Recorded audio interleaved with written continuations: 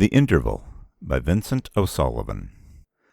Mrs. Wilton passed through a little alley leading from one of the gates which are around Regent's Park, and came out on the wide and quiet street. She walked along slowly, peering anxiously from side to side so as not to overlook the number.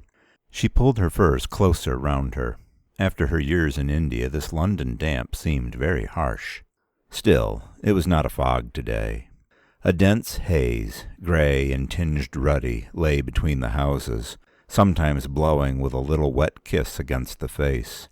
Mrs. Wilton's hair and eyelashes and her furs were powdered with tiny drops, but there was nothing in the weather to blur the sight. She could see the faces of people some distance off and read the signs on the shops.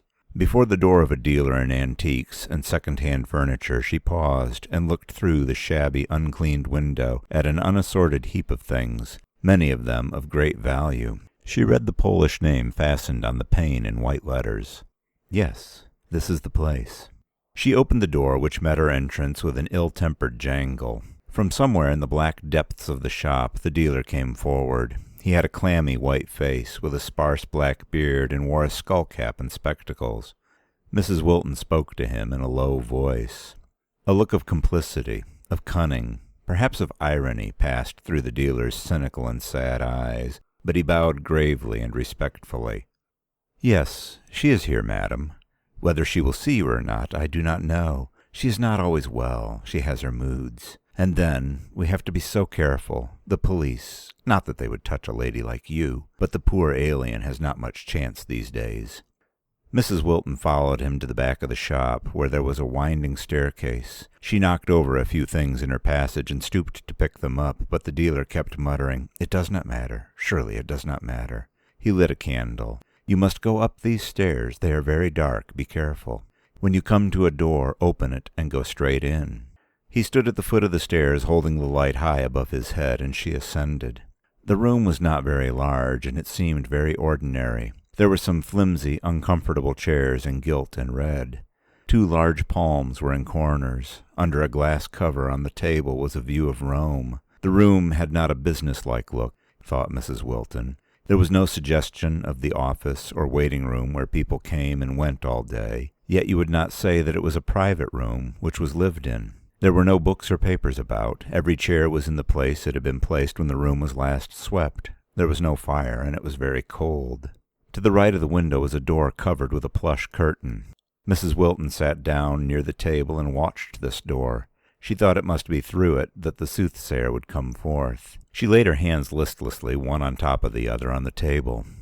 This must be the 10th seer she had consulted since Hugh had been killed. She thought them over. No, this must be the 11th. She had forgotten that frightening man in Paris who said he had been a priest. Yet of them all, it was only he who had told her anything definite. But even he could do no more than tell the past. He told of her marriage. He even had the duration of it right, 21 months. He told, too, of their time in India. At least he knew that her husband had been a soldier, and said he had been on service in the colonies. On the whole, though, he had been as unsatisfactory as the others. None of them had given her the consolation she sought. She did not want to be told of the past. If he was gone forever, then with him had gone all her love of living, her courage, all her better self. She wanted to be lifted out of the despair, the dazed, aimless drifting from day to day, longing at night for the morning, and in the morning for the fall of night, which had been her life since his death. If somebody could assure her that it was not all over, that he was somewhere, not too far away, unchanged from what he had been here, with his crisp hair and rather slow smile and lean brown face, that he saw her sometimes, that he had not forgotten her. Oh, Hugh, darling. When she looked up again, the woman was sitting there before her. Mrs. Wilton had not heard her come in. With her experience, wide enough now, of seers and fortune-tellers of all kinds, she saw at once that this woman was different from the others. She was used to the quick appraising look, the attempts, sometimes clumsy, but often cleverly disguised, to collect some fragments of information whereupon to erect a plausible vision. But this woman looked as if she took it out of herself. Not that her appearance suggested intercourse with the spiritual world more than the others had done. It suggested that, in fact, considerably less. Some of the others were frail, yearning, evaporated creatures. and the ex-priest in Paris had something terrible and condemned in his look. He might well sup with the devil, that man, and probably did in some way or other. But this was a little fat, weary-faced woman about 50, who only did not look like a cook because she looked more like a sempstress. Her black dress was all covered with white threads. Mrs. Wilton looked at her with some embarrassment. It seemed more reasonable to be asking a woman like this about altering a gown than about intercourse with the dead. That seemed even absurd in such a very commonplace presence.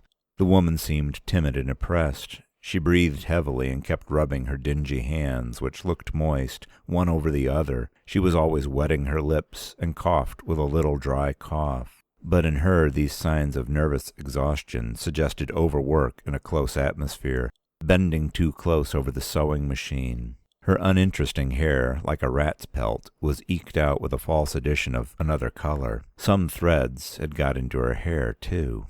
Her harried, uneasy look caused Mrs. Wilton to ask compassionately, "Are you much worried by the police?" "Oh, the police. Why don't they leave us alone? You never know who comes to see you. Why don't they leave me alone? I'm a good woman. I only think what I do is no harm to anyone." She continued in an uneven, querulous voice, always rubbing her hands together nervously. She seemed to the visitor to be talking at random, just gabbling like children do sometimes before they fall asleep. "I wanted to explain," hesitated Mrs. Wilton, but the woman, with her head pressed close against the back of the chair, was staring beyond her at the wall. Her face had lost whatever little expression it had. It was blank and stupid. When she spoke, it was very slowly, and her voice was guttural. "Can't you see him? It seems strange to me that you can't see him. He is so near you. He is passing his arm round your shoulders."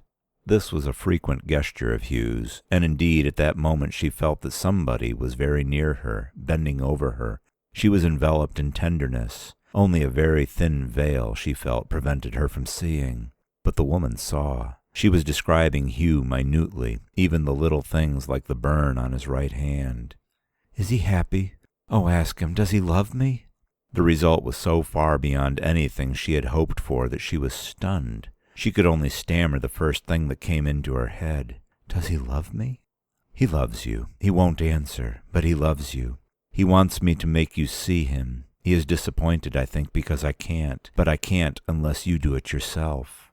After a while she said, "I think you will see him again. You think of nothing else. He is very close to us now." Then she collapsed and fell into a heavy sleep and lay there motionless, hardly breathing. Mrs. Wilton put some notes on the table and stole out on tiptoe. She seemed to remember that downstairs in the dark shop the dealer with the waxen face detained her to show her some old silver and jewelry and such like. But she did not come to herself. She had no precise recollection of anything till she found herself entering a church near Portland Place. It was an unlikely act in her normal moments. Why did she go in there? She acted like one walking in her sleep. The church was old and dim, with high black pews. There was nobody there. Mrs. Wilton sat down in one of the pews and bent forward with her face in her hands. After a few minutes she saw that a soldier had come in noiselessly and placed himself about 6 rows ahead of her. He never turned round, but presently she was struck by something familiar in the figure. First she thought vaguely that the soldier looked like her Hugh.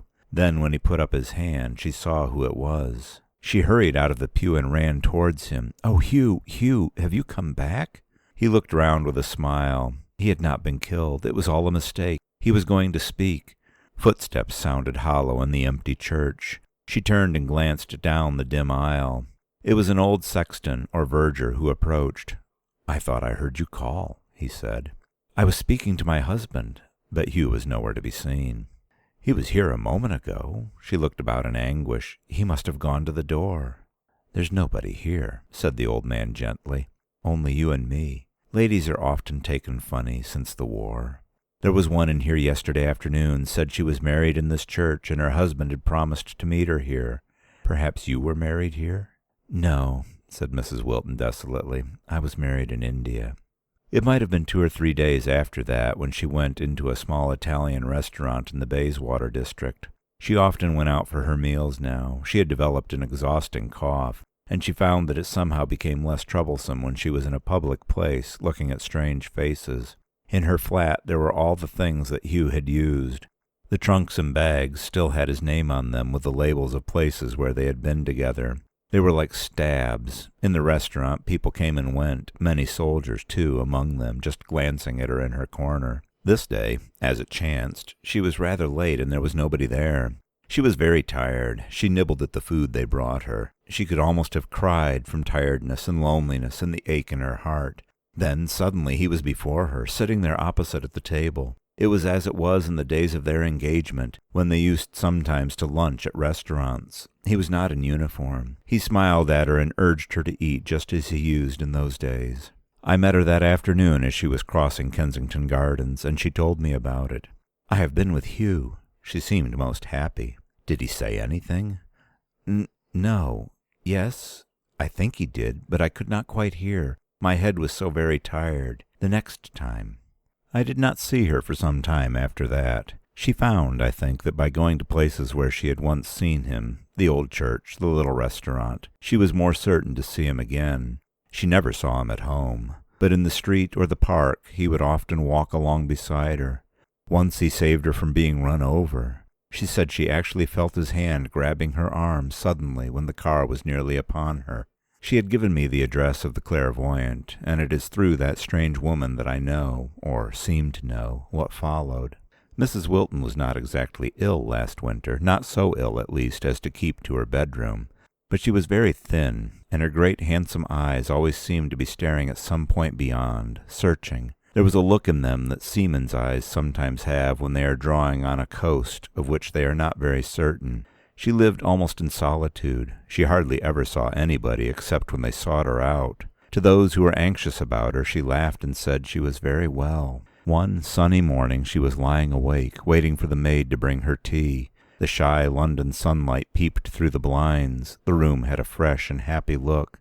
When she heard the door open, she thought that the maid had come in. Then she saw that Hugh was standing at the foot of the bed. He was in uniform this time, and looked as he had looked the day he went away. "Oh, Hugh, speak to me. Will you not say just one word?" He smiled and threw back his head just as he used to in the old days at her mother's house, when he wanted to call her out of the room without attracting the attention of the others. He moved toward the door, still signing to her to follow him. He picked up her slippers on his way and held them out to her as if he wanted her to put them on. She slipped out of bed hastily. It is strange that when they came to look through her things after her death, the slippers could never be found. End of The Interval.